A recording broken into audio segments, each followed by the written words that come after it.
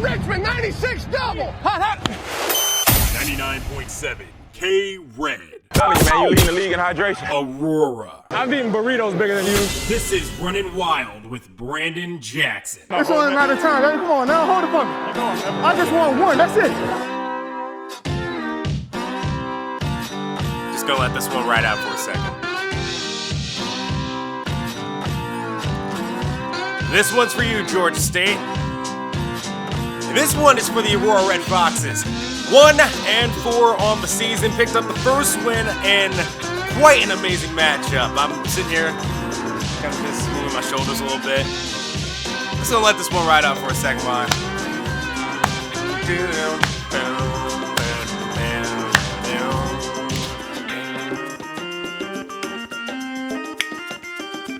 Had to change up the whole music and everything this week. I feel good. Y'all feel good out there? Y'all feel good? First win of the season, 99.7 KRED. This is Brandon Jackson, running wild with you here in the morning to talk about Red Foxes football and the first win of the season. Okay, let's finally jump into this thing, man. I am beyond thrilled with what this team did this past week out there in Atlanta at the Georgia Dome and the win that they put together.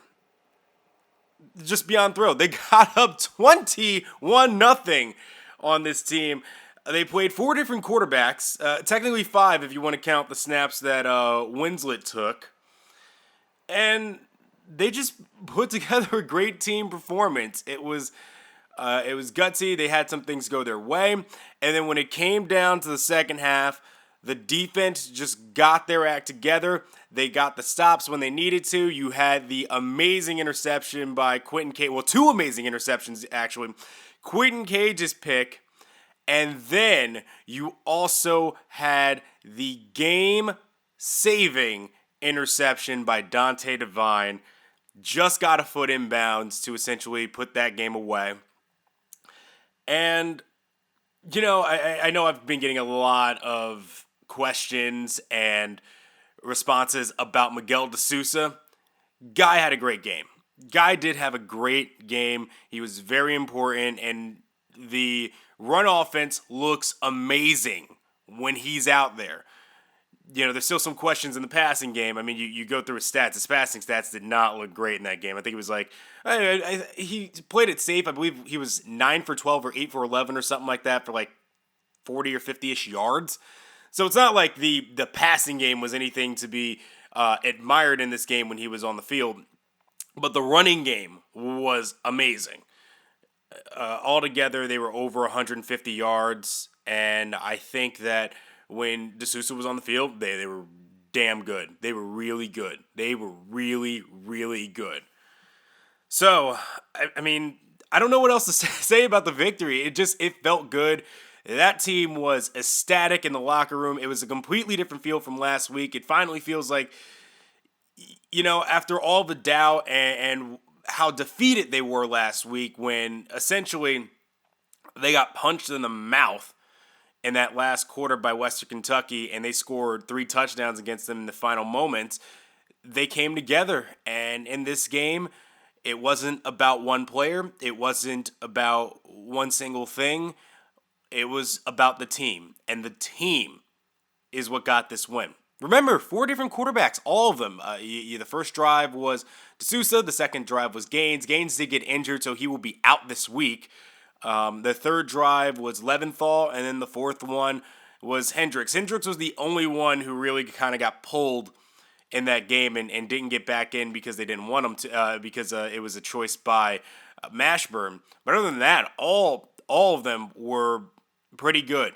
The offense staggered a little bit getting into that second half, but man, defense was great.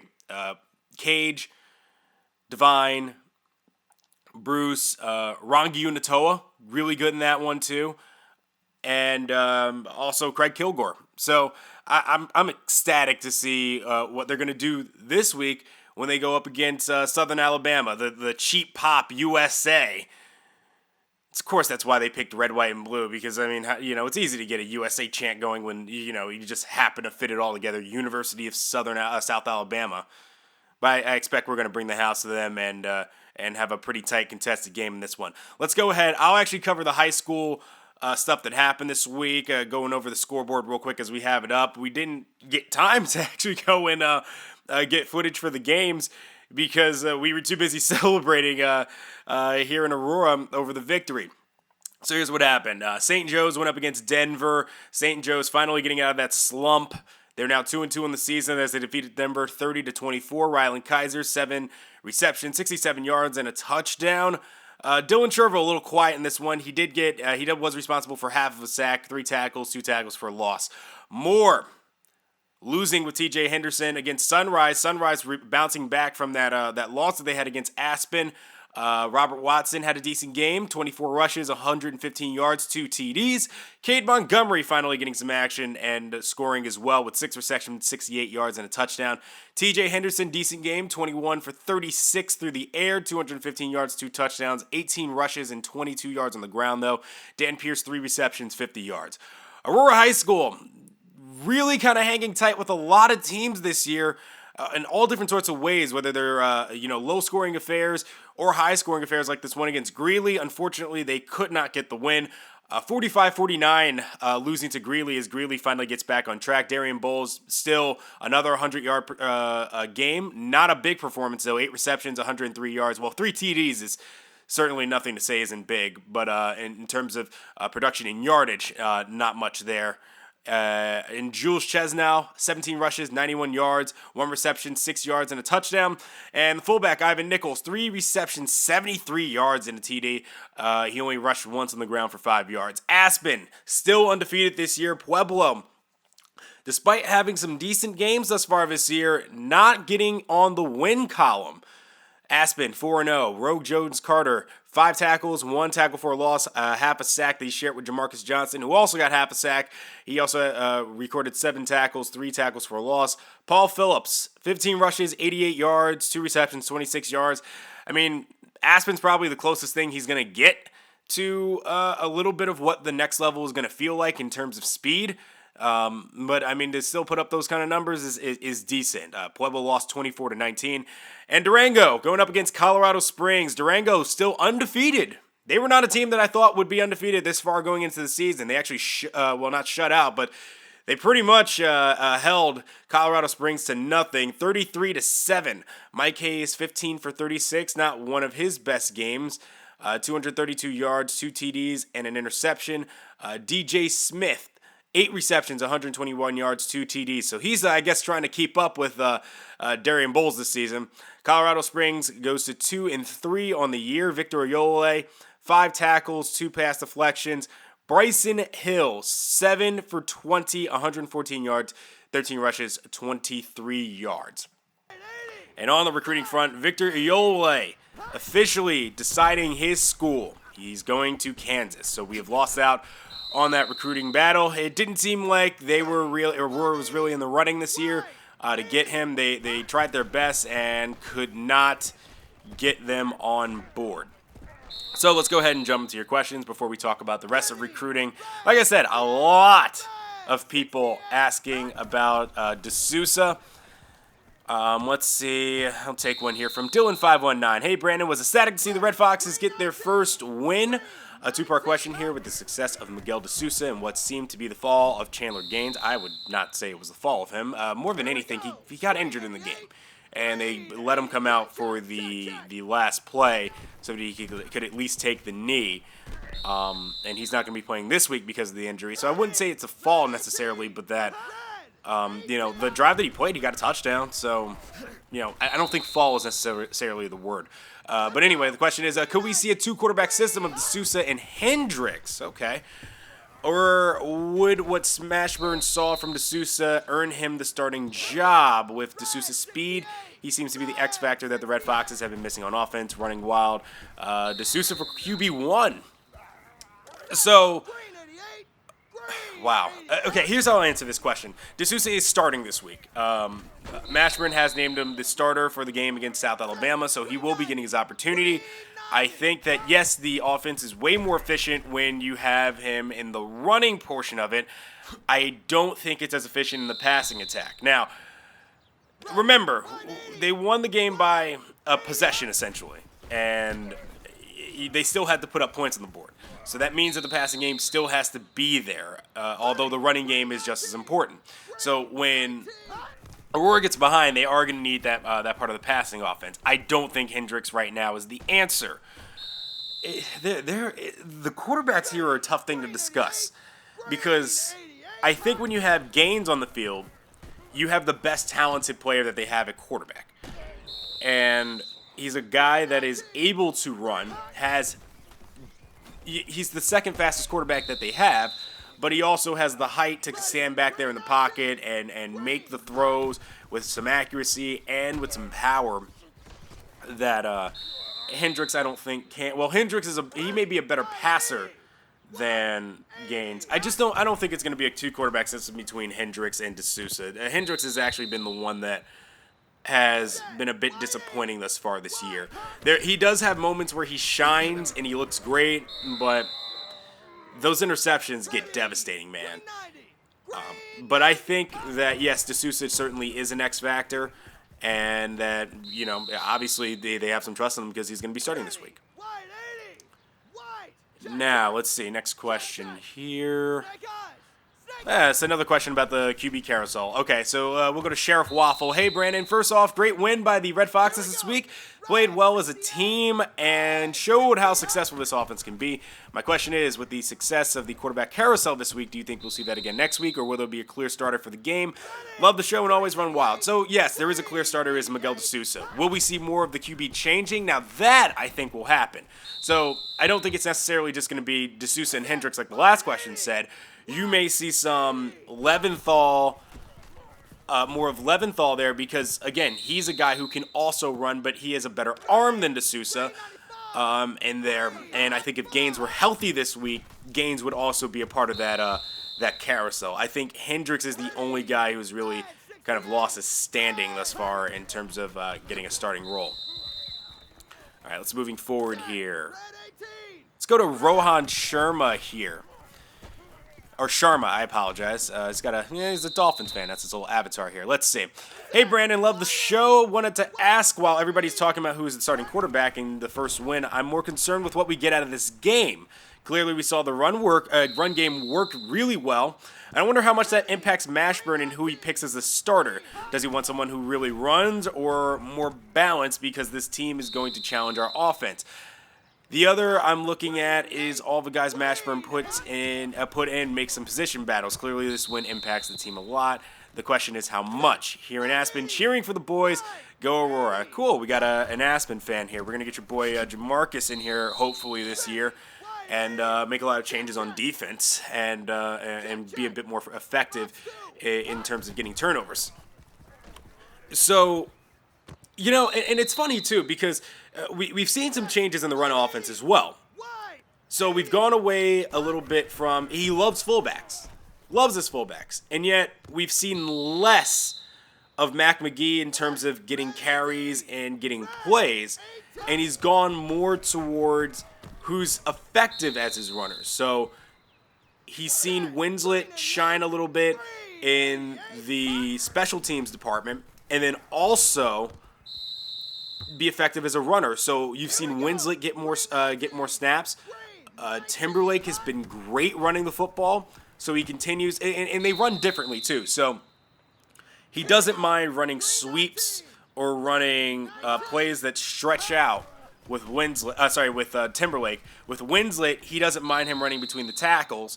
And then Rojas, he gets him involved in the passing game a bit and then kind of lets him rumble. So if he runs between the tackles or he's running just off tackle, that's where he wants him to try to win. So he runs differently depending on who's on the field. The passing game is still a big question to me because Isaiah Irving, I feel, is undoubtedly your number one guy as a receiver. But then what happens when you get to Willoughby Sinclair and you get to Brian Swift? Brian Swift has had some problems this year. He's definitely dropped the ball a lot. And I think you just have to focus a lot more on the run game. And obviously with this decision to go with DeSousa, that is it has been an impact, and that's why he's gone with DeSousa as the guy, because I think he wants the run game to be as effective as possible. Maybe he works a little bit more on the passing game with them and tries to mix it up a bit. You know what? But we'll see this week. We'll see this week. I think there's always going to be changes throughout the year because the team isn't fully there yet. And he wants to try to make this team as effective as possible so that they can fight for a future and, show that this offense does work and that he can install things to help make the offense as effective as possible. So, you know what? We'll see. We'll definitely see. Okay, we'll take one more question here and then jump into recruiting. Let's go to... Okay, I'm seeing a lot of questions about the quarterbacks. Let's slide down to... let's go to Random Gulf Shores here. And he's from Alabama, so actually we're coming to your state this week. That's actually pretty fitting. Great job on the win. I'm actually new to the team, and after falling in love with the series, I decided to become a fan. My question is, will the offense still continue to use all of the backfield boys, or will one get the majority of the carries, run wild from Birmingham, Alabama? So, yeah, I kind of touched on this a little bit in the last question. I think it's just going to be a mix, and it's going to be, all right, what's the play that we're running here? I think Timberlake is always going to get probably the most because, as we've seen, he's got the big play potential. He's the guy that can always stretch it out. He's the fastest running back that we have. He can make big plays, and he's probably the most effective when we get him in open space. So I think it's going to be Timberlake for sure who will get the most, but I don't think that's going to take away from guys either. You're still going to see a lot of Winslet. You're still going to see a lot of Rojas. Rojas, I think, is the only one who's kind of gone down in production since the start of the season, but I don't think that's completely his fault either. I think they're just seeing how effective Winslet and Timberlake are becoming, that the backfield boys. By the way, that's a nice joke that Timberlake has come up with. He wanted to go with like something NSYNC like, because obviously that's where Timberlake is from, but 90s boy band, Backstreet Boys, so they went with Backfield Boys, so it's him, and he's the leader essentially, so it's him, Winslet, and Rojas. So I think that you're always going to see all of them. I think the only one who's really kind of fallen out is Malik Davidson, because he just didn't span out, and he was actually starting over Winslet at a point, and then they gave Winslet a chance, and they ran with them. So I think it's going to be whoever the three most effective are the ones that are going to be going and running wild in the backfield, essentially. Let's take a quick break here and talk about recruiting and who will be visiting Aurora in the upcoming weeks, and also who is closer to becoming a Red Fox next year. It's 99.7 KRED Aurora. Right back. 99.7 KRED. This is Brandon Jackson, running wild here in the morning with your Red Foxes recruiting report. Let's go ahead and talk about who's out and who is still in and who is in the visit race now. So officially out is Victor Oyolole. He's going to Kansas, and TJ Henderson, the quarterback, has officially knocked us off his list. He's no longer interested in talking, though he has not decided what school he is going to yet. But we do have our visiting schedule thus far. It looks like the strategy for Mashburn is to get as much of his offense as he can into the Week 11 game where they go up against Texas State. So, who's visiting for Week 11? Kicker Lee Hines, wide receiver Darian Bowles, who is still in consideration and has thus far made the cut, though Utah and Utah State are really kind of pulling away. We'll see if the visit can at least convince him. Fullback Al Weddle. You have guard Michael Ecker. Quarterback Mike Hayes from Durango. Running back Paul Phillips from Pueblo. And guard Vincent Williams from Boulder. They're all going to be there at the Texas State game. So the idea is bring in all the offense, and once all the offense is in there, they'll see like, okay, here are my future teammates, here are the people that I can play along with when I get here, and you're essentially seeing who's going to be there with you. It's not just like, hey, you're just seeing to play a game. It's let's bring in this brotherhood and see, what we can do moving forward with this Aurora football team. So I think that's a sound strategy for a strong offense and trying to bring them in. Week 13 against UL Lafayette. By the way, all of our home games are at the end of the year. This week we're going out to Alabama. We're pretty much going out east to the southeast for the next couple of weeks. And then finally, come week 11, we have, I believe it's pretty much 4 straight home games. Week 13 is UL Lafayette. Atticus Wynn will be there, the safety from Aurora, my alma mater. And then corner Jeff Ryan will also be there for the UL Lafayette game. Week 14, New Mexico State. Jalen Johnson and Jamarcus Johnston, the 2 JJs, will be there for week 14. And then for week 15, Arkansas State, Noah Baldwin, middle linebacker for Durango, will be there. We still have no visit thus far from Chuck Ofarije and DJ Smith, who are still high on Durango and have them number 1 on their list, but they just really have not committed thus far. Oh, yeah, right, yeah, and that's right. Dylan Sherville is coming in week 14. Forgot about him. He's on the bottom of my list here. I tried to write this all out, and I had some things crossed out because I got things a little mixed up. But yes, he will be here week 14. But Chuck and DJ, still no visit from them yet, but we are still their number 1 school. So I think that's a battle that we should win. And once they actually do decide, I think they're going to be a part of that week 11 visit.